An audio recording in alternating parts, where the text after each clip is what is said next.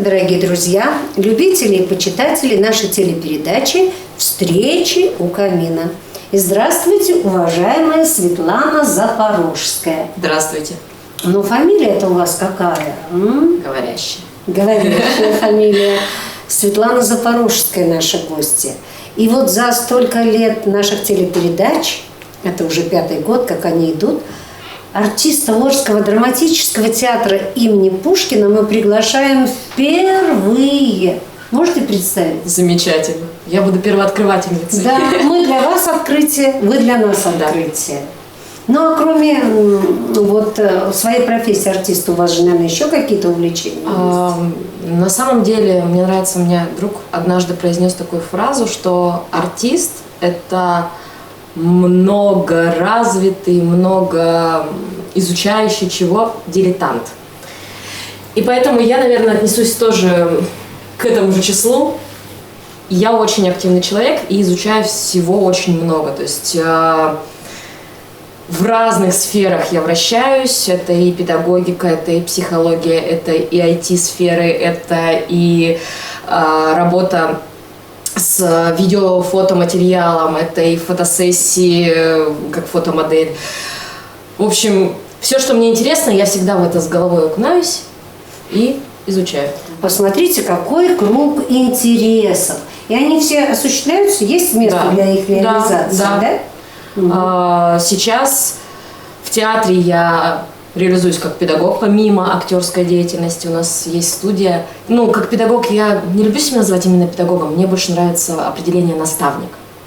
То есть направлять, подсказывать, проявлять какие-то сильные стороны детей. Это то, что мне нравится. Не дисциплинированно учить, как правильно нужно делать, а именно проявлять то, что им хочется. Тем более в возрасте от 5 до 8 лет это самое актуальное.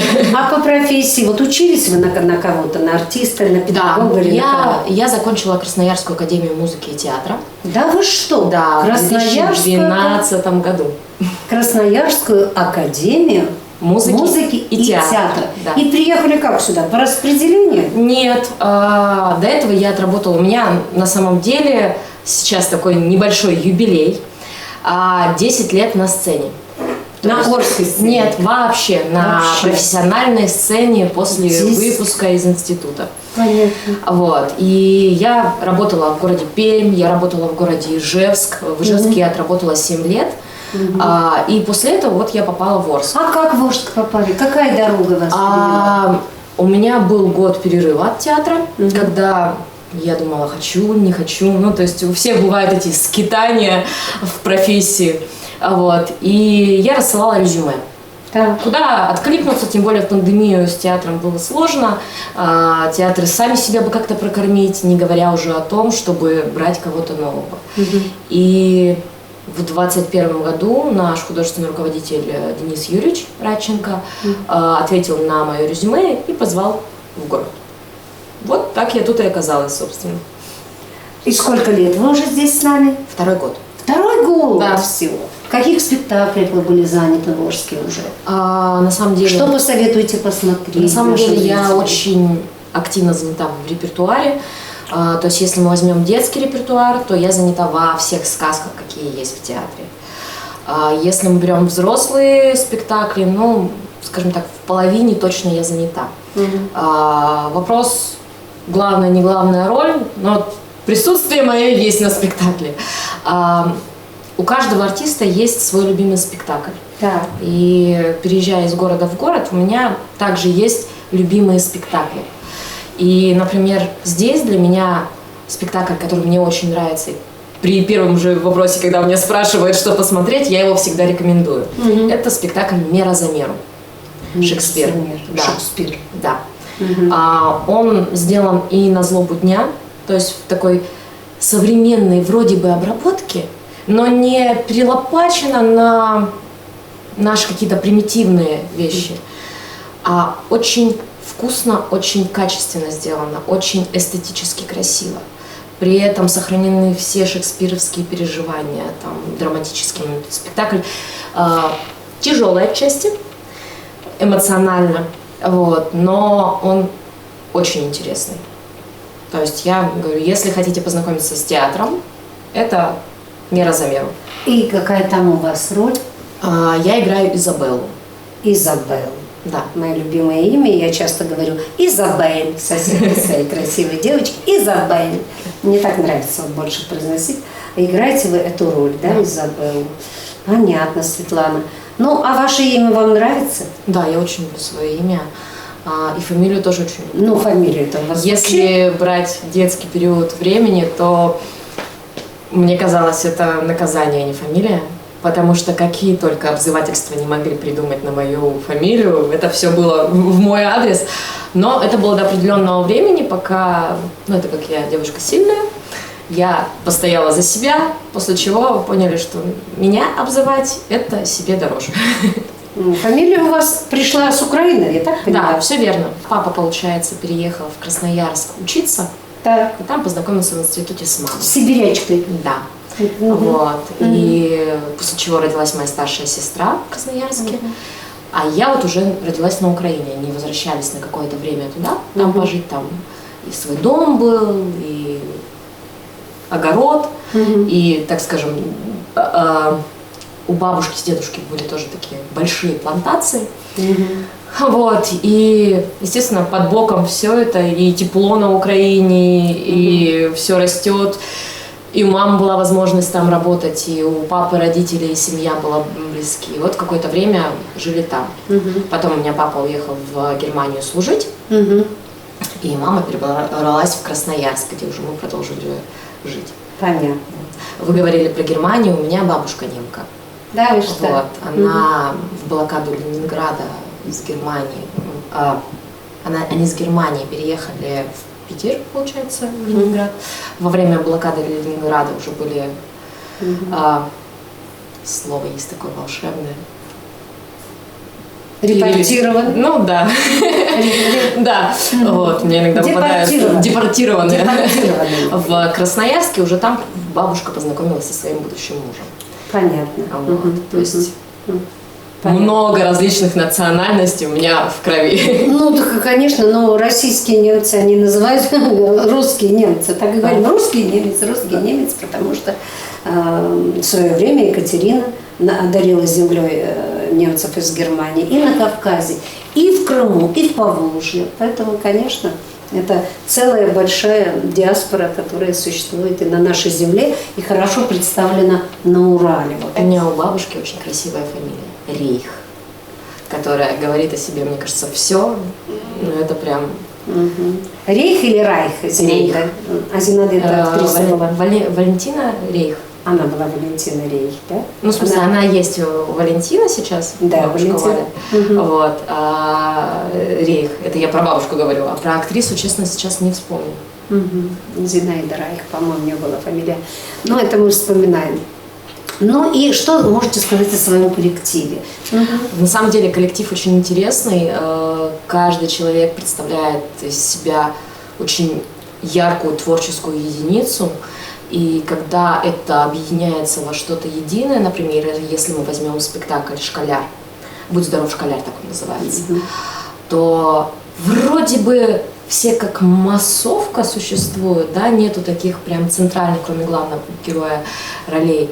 Но все настолько ярко проявляют себя, настолько все вместе сплоченно работают, при этом нет ощущения того, что кто-то тянет какое-то там одеяло на себя, как у нас говорят в профессии.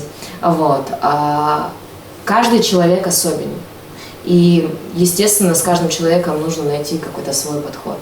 Так как я переезжаю из города в город, это как-то уже стало какой-то обыденностью, поэтому ты понимаешь, что ты приезжаешь и просто общаешься открыто, как ты умеешь, как ты готов, не стараясь сделать из себя то, чем ты не являешься.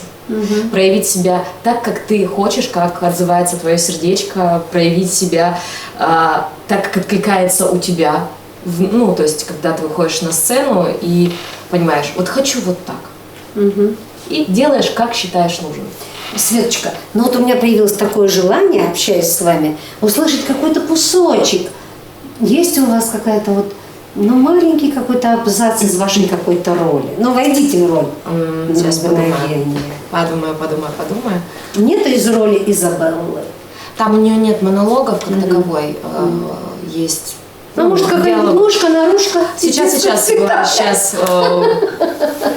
На самом деле у меня есть стихотворение, которое со мной существует уже долгое время, и которое я использую везде как визитную карточку, грубо говоря. Стихотворение Ахматовой, без названия.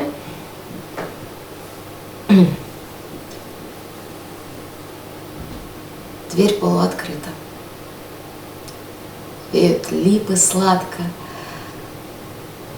На столе забыта хлыстик и перчатка. Круг от лампы желтой шорохом внимаю. Отчего ушел ты, я не понимаю. Весело и ясно завтра будет утро. Это жизнь прекрасна, сердце. Будь же мудро. Ты совсем устала, бьешься тише, глуше. Знаешь, я читала, что бессмертны души. Вот такое стихотворение. Ну ладно, у вас слезы, а у меня-то, понимаешь ли, да? Тоже замечательные вещи. Ну, а вот нет ли у вас в театре какой-то литературной гостиной, музыкальной, где вы можете читать стихи, что-то исполнять, встречаться? Такого у нас, к сожалению, если бывает, то бывают очень редкие читки на зрителя. А чаще всего это к Дню театра делается. Понятно. Вот. А в остальном это все больше спектакли, это все больше репертуарный материал. Вот. Иногда какие-то творческие моменты возникают, и художественный руководитель у нас это организовывает. Вот. Конечно, мы занимаемся и собственными какими-то проектами. Недавно мне очень не нравится слово «сама написала пьесу», но по сути оно так и является. То есть материал написан мной, но были какие-то еще вкрапления из других источников, так скажем, с других авторов. Вот, и я написала про веру, про понимание это слова не только как про религию, а про веру как в общем. Что такое для каждого вера? Что такое вера в себя, в какую-то ситуацию, в какие-то общие показатели, да, почему, не имея каких-то конкретных формул, да, мы продолжаем верить во что-то. Вот на такую тему написала, получается, пьесу и поставила спектакль на 2 человек, на себя и еще одну актрису. Вот, название этого материала «Погибшие города». Вот, за основу взято стихотворение Маяковского «Облако в штанах». Ну, там небольшой фрагментик. И тема из Библии – это фрагмент, когда выходили из Содома Лот и его семья, и когда жена обернулась назад. Вот этот вот фрагмент, он меня внутренне зажег поразмышлять, что такое все-таки вера и как к ней мы обращаемся, да. И иногда приписывая какие-то ситуации, да, к человеку, когда, например, та же жена Лота, мы все точно определяем, почему она повернулась, почему она сделала этот выбор, но при этом никто не спрашивает, а действительно, в чем была причина. И все могут строить только догадки, почему она повернулась, но в ее голове-то никто не был. И вот эти вот моменты, которые нас зажигают на данную тему, я постаралась подчеркнуть. Сама работа была сделана на конкурс. Мы заявку отправили, посмотрим, во что это выгорит. Вот. Если художественный руководитель у нас одобрит, то, возможно, это будет спектакль на малой сцене. Но это пока такие планы.